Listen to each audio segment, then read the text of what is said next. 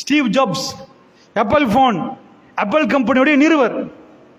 அவர் 2011 செத்து போறார். செத்து போக்கில் அவருடைய சொத்து பெறுமதி கம்பெனியில் 38,000 பில்லியன் ருபீஸ். நம்ம நாட்டு கணக்குங்க, நான் சொல்றது நம்ம நாட்டு கணக்கு. இலங்கை ரூபாய்க்கு கன்வெர்ட் பண்ணினா 38,000 பில்லியன். எங்க நாட்டில் ஒரு வருஷத்துக்கு எவ்வளவு பட்ஜெட் போடுவாங்க தெரியுமா? 2,500 பில்லியன். அந்த நேரத்தில் அப்ப அவர் சாகிற டைம்ல 2000 to 2,500 பில்லியன் போடுவாங்க. இப்ப கூட பெரிய 10,000 போடல, 3,500 தான் நிக்குது. இதான் பட்ஜெட். அவர் போக்கில் 56 வயசு. அவர் விட்டு போன சொத்தை மட்டும் போட்டா நம்ம நாட்டில் ஒரு சும்மா சிம்பிளா ஒரு 10 வருஷத்துக்கு, சிம்பிளா 15 வருஷத்துக்கு என்ன செஞ்சிடலாம்? பட்ஜெட் போடலாம். 10-12 வருஷத்துக்கு பட்ஜெட் போடுற அளவுக்கு ஒரு அவ்வளவு சொத்து. அப்ப யோசிச்சுக்கோங்க, 2 கோடி 10 லட்சம் மக்கள் வாழ்ற நாட்டில் 10 வருஷம் பட்ஜெட் போடும். 15 விடுங்க, 10 வருஷம் பட்ஜெட் போடும். அவருக்கு இங்க கேன்சர்.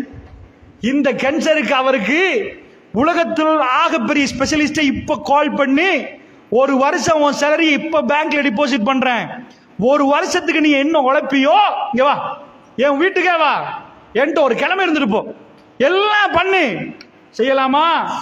இல்லாட்டி ஒருத்தனை எதாக்கி, ஏப்பா அவன் சாகர கிடக்கிறவன் ஜெயில உள்ளவன் தூக்கு போடுறானா, அவனை தூக்கெல்லாம் போடாதீங்க, அவனை தூக்கு போட முன்னாடி வெட்டிட்டு அவன் உயிர்ப்பெல்லாம் எடுத்து எனக்கு செட் பண்ணுங்க. செய்யலாம் தானே? எவ்வளவு சொத்து இருக்குது, வேண்டிய செய்யலாமா?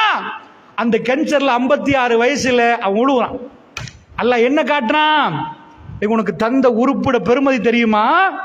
உடல் உறுப்புகளோட பெருமதி தெரியுமா? உன் பணத்தை ஒரு நாட்டு பட்ஜெட் போடுற 10 வருஷத்துக்கு பட்ஜெட் போடுற கண்ட வச்சாலும், 2 பேருக்கு பட்ஜெட் போடுவாங்க.